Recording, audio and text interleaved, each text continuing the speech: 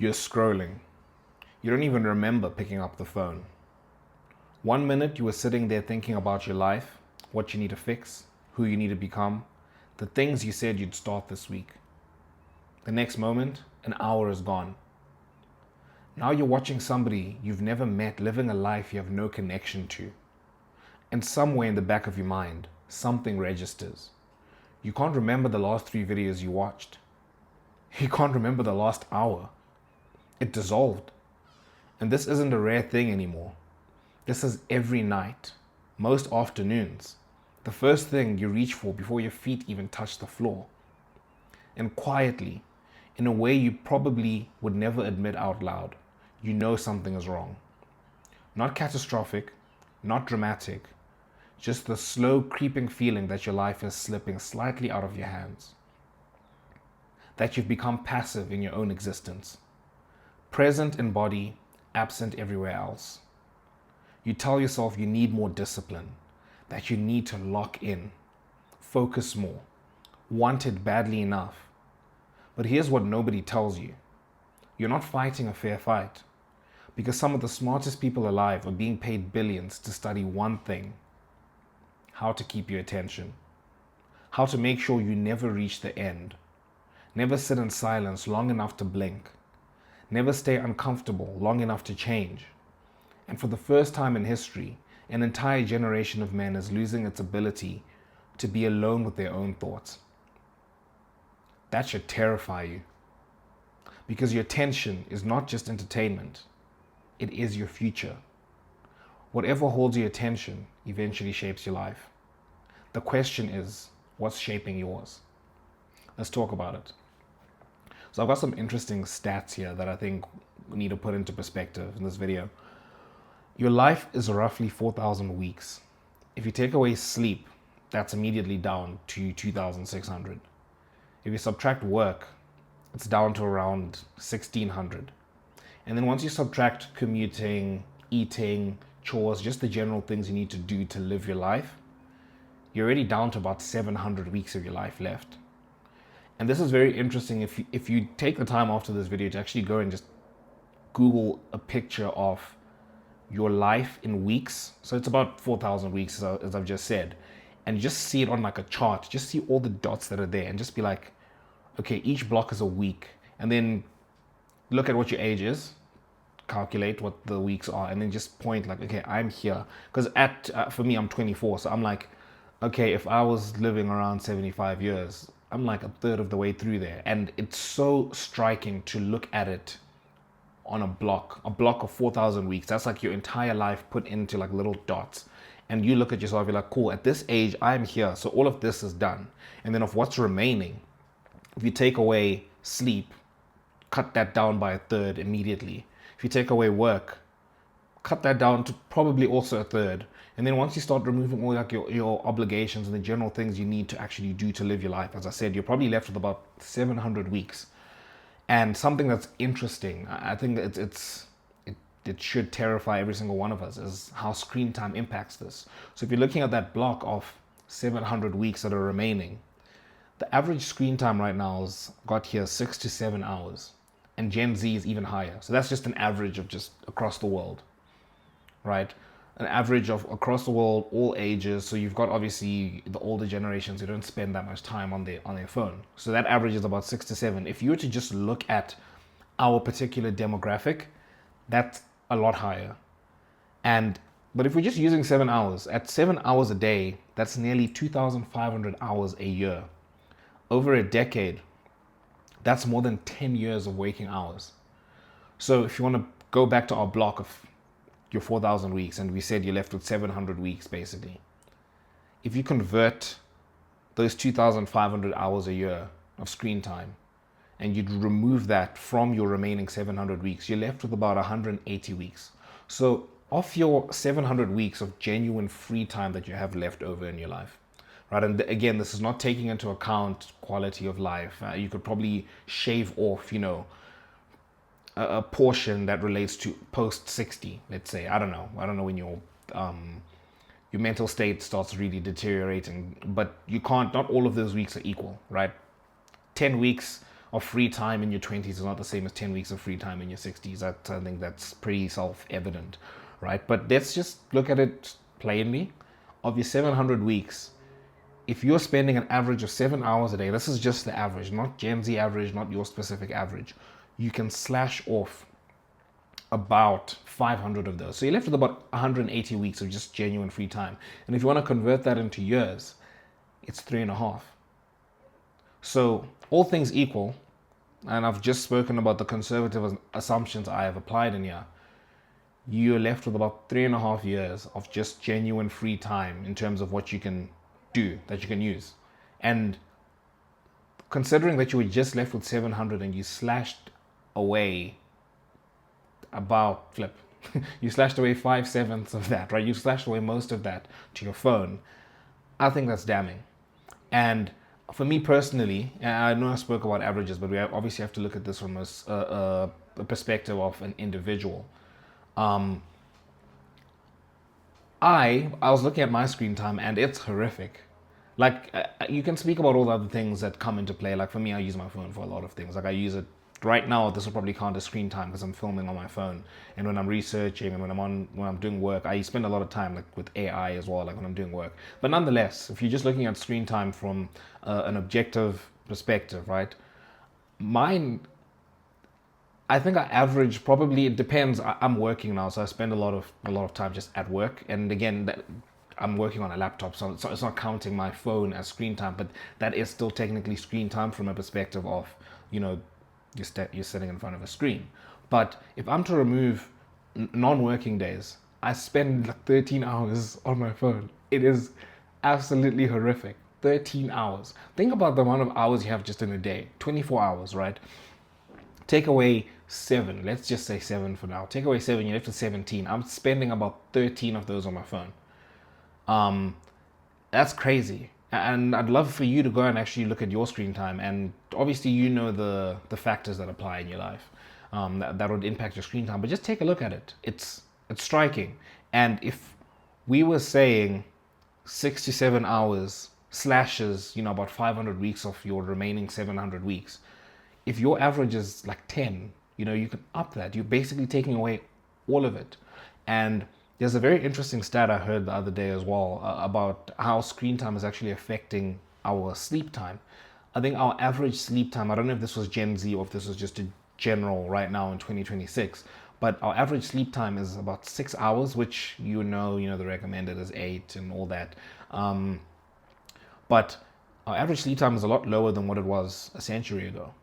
And the interesting point, and I think this would be very interesting for you to think about, I know it definitely applies for me, that they picked up in their research is that screen time is cutting into that. So we're throwing away sleep time to be on our screens. And I don't think we need to go too in depth with why that's bad, right? But something I thought about when I was learning about, all this stuff about the 400 weeks and the amount of time you spend asleep, I think we've all kind of figured out you spend a third of your time asleep. And it kind of feels like, if you're speaking from a hustler's, what's the word? Hustle culture. There we go. Hustle culture perspective. It's like, man, why am I throwing away 8 hours? I think I've seen some of those people saying you should lower your sleep and stuff, and that's just, it doesn't make any sense when you look at it from an objective kind of standpoint.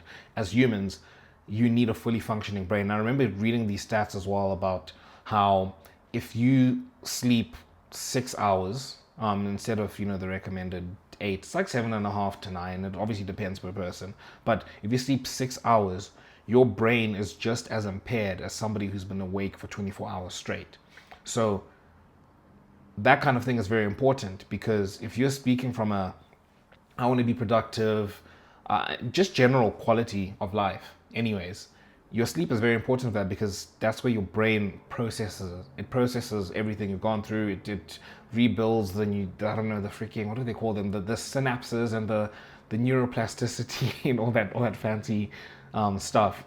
But as humans, we need sleep to function properly. And if you don't get enough sleep, you're actually functioning at a very impaired, your what's the word? Cognitive impairment. That sounds so sophisticated. You're functioning at a very impaired state of mind. So whatever it is you're trying to achieve in terms of being productive, you're not getting enough sleep, you're just shooting yourself in the foot. You're just not functioning as well as you should be. And that's where it doesn't sound like it's an important thing to do, but when you look at it from a perspective of like, for me, I started really understanding this when I was thinking about it from a perspective of studying back when I was in university, was just, somebody can study 2 hours a day and get a lot more work done than somebody who's sitting there, studying for 8 hours every day, simply because they're not getting enough sleep and that kind of thing. And for me, that becomes very important, because it's like, okay, I am not a machine. I am a human being, and if I'm trying to figure out how I can actually function best, but also achieve the goals that I'm trying to achieve, maybe I should work with my brain, not against my brain. But anyways, I don't want to get too much into the sleep, the sleep statistics. But that I found very important, very striking as well, because I see it in my life where it's like screen time cuts into your sleep time, because you end up staying up later because you're on your phone when you should be asleep, and then tomorrow morning you need to wake up early to, I don't know, go to work, go to school, whatever the case is, right? Your sleep takes a knock on that. And again, if we're looking from at that block of 4,000 weeks, that remaining 700 weeks you have, if you're cutting into your sleep, the quality of that is just bad. Never mind, the fact that, if you're not getting enough sleep at a young age, your lifespan is actually going to shorten. That 700 weeks might become 500. You never know. You're not going to live it until 80. Now you're living until 60 or whatever the case is, right? Never mind all of that. Just your general state of mind just sucks. Like, you're just not working very well. But yeah, okay, we've spoken about how important screen time is in relation to this, but where do we go from there? I think the first thing I really want to speak about is this isn't a willpower problem. And I'm going to bring in one of my favorite David Goggins quotes, where he says, it's not your fault, but it is your responsibility, right? So as a generation, like, you can't 1v1 this 6-inch phone. You can't. We're just not able to do that, because just to put it into perspective, these phones and these apps and all of this stuff, right, they're built by engineers. Think of some of the smartest engineers, software developers, whatever. They've got a whole team. I want you to picture just one app, for example. There are the highest level of engineers and software developers, etc., that are being paid millions a year with the sole purpose of grabbing your attention. All right, we've got it here. Their singular objective is to make sure you never put it down. That's it. Now, you're somebody who's got your own life going on, and I've kind of put together this picture of how many weeks you actually have in your life, and what you're spending on, right? You've got about 700 weeks to just do what you want and like rest and recover from all your weekly tasks. In those, what I got here? I think you got about 1,000 weeks you're going to spend over your life working, right?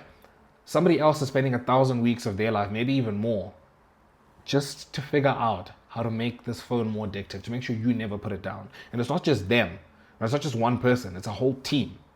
It's a whole company built around that. And that's just for one app. Now imagine all the apps. Now imagine all the phones. And you can't 1v1 your phone.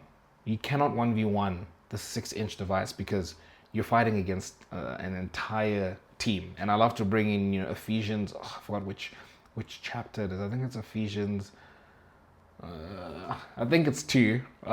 But where it speaks about how we battle not against flesh and blood, but against powers and principalities. I mean, it works very well, when you're speaking about phones, because you're not just fighting against yourself. It's not you against, how well can I resist this phone? It's you against a whole power network that's been in motion before you were even here. Before you even knew what a phone was, there were people working, figuring out how to actually build something like this, right? Because obviously they get more money and power from it, right? They're stealing from your attention.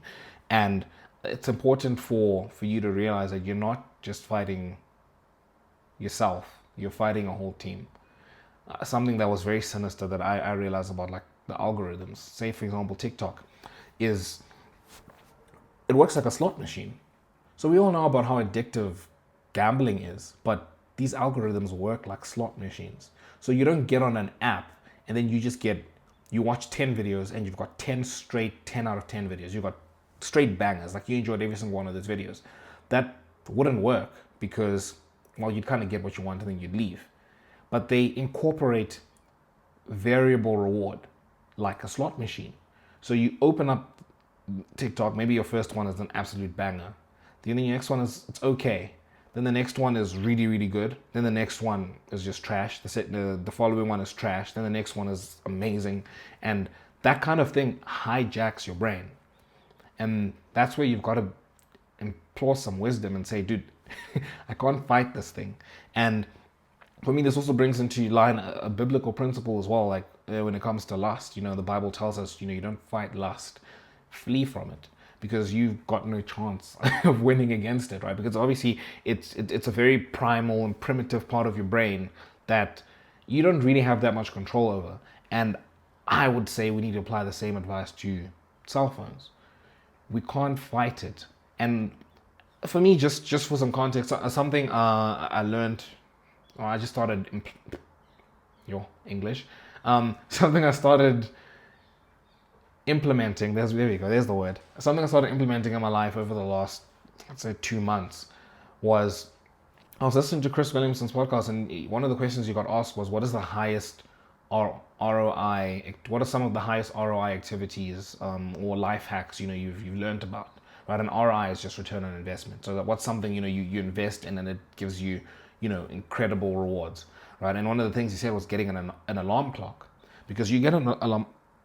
My English is just not with me today. You get an alarm clock, and okay, you go to sleep. That means you don't have to keep your phone in your bed.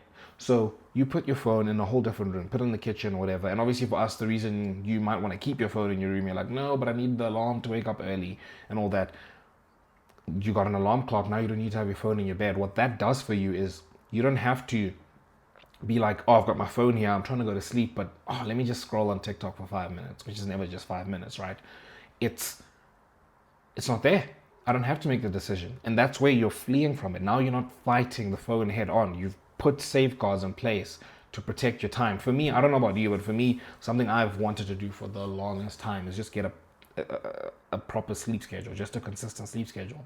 Could never do that because, amongst other things, the phone. You go into bed and you're like, man, okay, I've looked at weekends where I'm like, man, if I could just wake up, I could sleep until I'm rested, and then I wake up and I just get my day started. It would be a lot better than me getting on my phone, because now I spend time on my phone, I get a bit hungry, I gotta eat something, I come back and I'm just watching stuff on my phone the whole day. Then your whole day is gone. And for a Saturday, that's one of like your free days. That's part of that 700 weeks we're speaking about. You've just chucked it away to your phone. And for me, I really implore we do that. Just put the guardrails up. You're not fighting this thing one-on-one. You're not going to win. You're losing. And something that's important for us to actually think about is, why do we actually like spending so much time on the phone? Why do you like spending so much time on the phone? And one of the big things that our generation is not able to do is just sit in silence. And I've learned that a lot of that comes from fear. Because if you sit in silence, it means you actually have to think about the big questions. If I'm sitting here, I don't have work, I don't need to sleep, I'm fully awake, I've eaten, I've done all the things I need to do, I'm not out chatting with people. It's just me and my thoughts. What do I have to do now? Well, inevitably, you're going to think, man, what am I doing on this planet? How's my life going? What are the things I want to be doing? What are the big questions? And there's a fear around that. We just can't sit with that. And when obviously you have this device, it's easy to numb and just kind of ignore. And when you numb that, you numb away your whole life, as we've spoken about. You numb away the remaining time you could have been spending actually building stuff, because those questions are important. It's important to sit down and actually think about the big questions, because those are the ones that actually get you to go and do what you should be doing in your life. It gets you to think, man, I'm kind of on this roller coaster of a ride that I actually didn't want to board this particular train. Like, I'm going somewhere where I'm just coasting through life, but I'm not going where I want to go. And it's like, man, maybe I should make a change. Maybe I should do something different. You don't get to ask yourself those questions if you're numbing yourself. You're numbing things away. And a question I'd actually want to ask you that I think is important for us to spend some time thinking about is, Are you the man you thought you would have been by this point? Just want you to just sit with that and think about it for a minute. Go back to the younger version of you. However old you are, I'll use myself as the example. I'm 24, and I just think back a decade ago. I think back to when I was like 18. The thought of me being 24, it used to actually make me a little bit anxious because I was like, I know who I want to be by 24, and I know the work I need to do. So it's like, oh, by the time this age comes, I should have done this, and that. I should be this person. But ask yourself, who did that little boy think or hope he'd grow up to be? And are you that at this point? Now, I'd hazard a guess, probably not, right? Because achieving the goals that we want is very difficult, especially with the challenges I've kind of been speaking about in relation to the phone, right? And the important thing to note in all of this, right, is there's comfort around the fact that we still got time. Right? That's why we're able to just like, oh man, one more night I can just spend on my phone, or one more meal or whatever, right? Is there's always this thing of like, I've got time to fix it. And again, if you are kind of young, you still got time, but that time is running out, because what we need to stop looking at is, oh man, okay, I've still actually got time to fix this. It's like, what happens if you're to extrapolate, right? Look at the way you've been living your life over the last year, the last 2, 3, 4, 5 years. What happens if you project that into the future? If you live the next 5 years the way you've been living the last 5 years, what would your life look like? I know for me, I'm like, I'm not going to like what that life is going to look like. But the thing is always, oh no, but I will change, right? It's like, oh man, I've got 5 years, I'll change, man. But time is running out. Like it genuinely is. And a stat that's important to actually acknowledge in relation to this is at 21, you have lived 50% of your perceived life. Now that's striking to me. It's scary, but the more you think about it, the more it makes sense. Because at first you're like, 21, dude. If you live until like you're 90, you've got like another 70 years. You haven't even lived a quarter of your life by that point. But that's the thing about time. Time is very, very much subjective, and it's based on our memory as well, right? So think about this, man. Up until a certain point, but let's use 21 as the point. Every year of your life as a child is kind of marked by something, right? There's always a first for everything, right? It's like the first time you eat, I guess, when you're a baby, the first time you walk, the first time you talk, right? Then as you start growing up, it's like, oh, the first time you're going to school. And then it's kind of marked by grades. So every year there's always something new. It's always like, oh, this is the first time I'm in grade 2. This is the first time I'm in grade 3. And then it's like, oh, this is the first time I'm in high school. This is the first time I'm in grade 9, grade 10. And then you keep going until it's like, oh, you finish school, and it's like, oh, this is the first time I'm like an adult, right? Oh, it's my first time going to university, right? And then just think about your normal like life milestones, right? By that point, okay, you've done a lot of like your school stuff, you've played your first sport, you've kind of figured out some things you like, some things you don't like, right? Then you go into your firsts are kind of running out, right? From a romantic perspective, your first kiss, your first girlfriend, your first wife, and hopefully your only wife, right? But like those things start running out. Like you're not gonna have a first time doing anything anymore. Because once you do your first job, I think from there you're really not left with much. Now this can kind of be hacked by having kids, and that's why you don't want to obviously live your life through your kids, but it kind of helps put time into perspective. And that's why you hear a lot of time with parents saying, man, these kids grow so fast. Because when you have your first child, right? Once that child starts growing, it's like, oh man, this child used to be like 2 years, now they're 12. Where has the time gone? You're able to actually stop and think about where the time has gone, because you can see it. Like your child is going through their first. But if you didn't have that child, the time would just go. Like it would just go, you look back and you don't even have time to actually be like, man, time is flying. And that's scary. And when you start putting that into perspective, it's like, man, your perceived life is just, a lot of it is gone. Because now, the more you settle into routines, into doing certain things, then time just blurs, and then it just goes. Like it really just flies. And that's important to note, because this notion of I have time doesn't work when your firsts are almost all of them are done. You're not really left with a lot of first time anythings. But also the responsibility is now growing. Now you have responsibilities. Like now And now I can speak from experience as somebody who's got a full-time job now. It's like, oh, I need to use my weekends. If I don't use my weekends and like my evenings to kind of do this thing, I'm never gonna have the time to really like pursue this thing.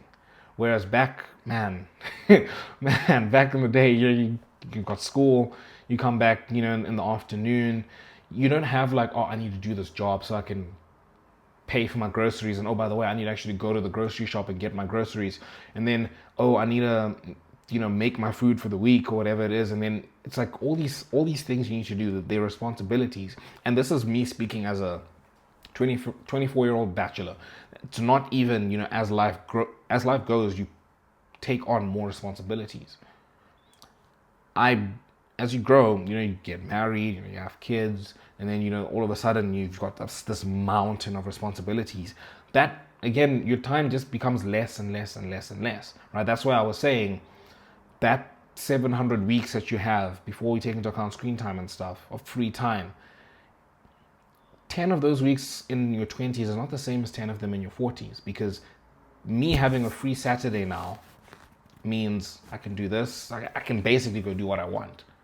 But me having a free Saturday in my 40s, and I'm getting married with kids and stuff, is, oh, your kid has a sports game, you want to go watch, oh, you need to go do this thing, you need to go grocery shopping, something around the house needs to be fixed, whatever, right? It's like that time diminishes quite a lot. And I think if I haven't hit the point home, you're in the most time-rich point of your life right now, and you're handing it over to a phone.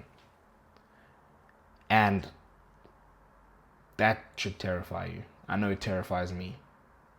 The most time-rich season of my life is being stolen by a 6-inch screen. I think that's important for us to make sure we just meditate on. And we can't meditate on it if we're spending all our time numbing it with the phone, numbing it with social media, numbing it with all these things. And I think the last point I kind of want to speak about in this video is just a question for you is, what would you build with the hours that you have in your life right now? The hours you're currently giving away. Your 13, I don't know if yours are 13, mine are 13. And again, I got a caveat and say off my 13, a significant chunk of that is actually like building and doing exactly what I want to be doing. But nonetheless, your 6 to 7, because that's the average, right? Your 7 hours that you're giving away on average every day, your 7 free hours. What would you, if you could have things your own way, what would you actually spend that time doing? What would you build with that time? What is that one thing you could maybe look back? I always speak about how it's important, for me anyways, I'm very attracted to the idea of building a work of art you can look back at. I love like just listening to an album and I'm like, man, like you absolutely cooked on this, like this person really put all their talents and their hard work on display and they've got something to show for it. Like I love that idea, right? What's your body of art you want to build?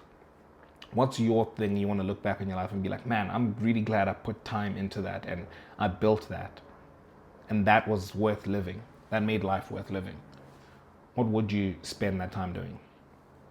And then the one concrete action I actually like to encourage you to do is to at least think about and actually come up with as a plan is, what could you replace that time with that you're spending on your phone? Now, obviously, if you've kind of thought back to the first question, it can kind of inform the second question. But just as a general, like, okay, right now, you're like, I want to go build this, I don't know, this massive business or whatever the case is. It's not going to happen in a day, right? But something for me that I can use as an example is, I was like, man, okay, I spend time on my phone, like when I say I'm sitting on in the bathroom.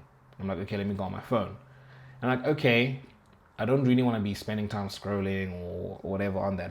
I have books on my phone that I want to be reading, and I am trying to get into the habit of reading. I'm like, okay, if I'm sitting on the toilet, let me go read like a page, a page on a book, on one of the books I'm reading. That's something I've thought I could do. But yeah, let me know what you guys think of the topic. I'd love to hear your thoughts on it, and make sure you hit subscribe to join the brotherhood. And until next time, see you guys.